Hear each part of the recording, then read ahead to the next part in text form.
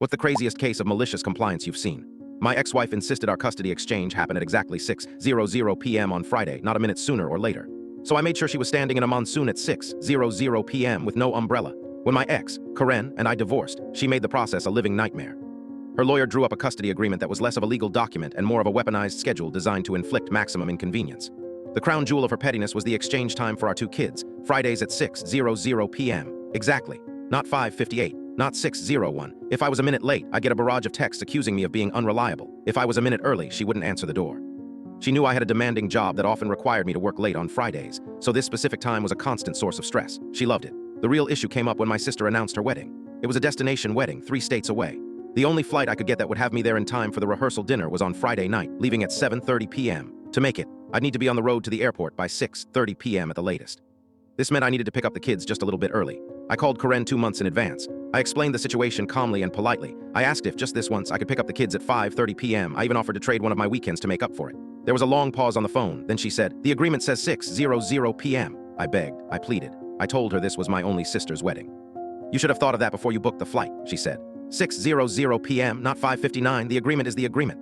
And she hung up. She wasn't just being difficult, she was being cruel. She knew I would have to choose between my sister's wedding and seeing my children. The anger I felt was cold and sharp. I pulled out the custody agreement, the one she worshipped like a sacred text. I was looking for a loophole, any ambiguity I could use, and then I found it.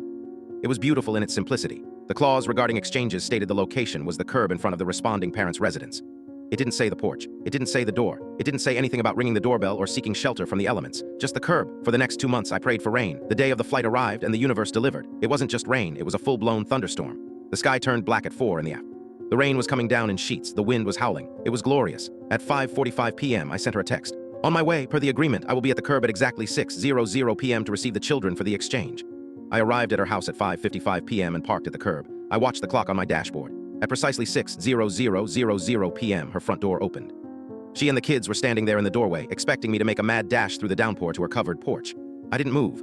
I just rolled down my window a crack and pointed to the curb in front of my car. Her face went through a remarkable series of emotions, confusion, then arrogance, then dawning horror. She started yelling something from the porch, but I couldn't hear her over the thunder. She pointed at the sky, then at me. I just pointed back at the curb. The kids looked confused.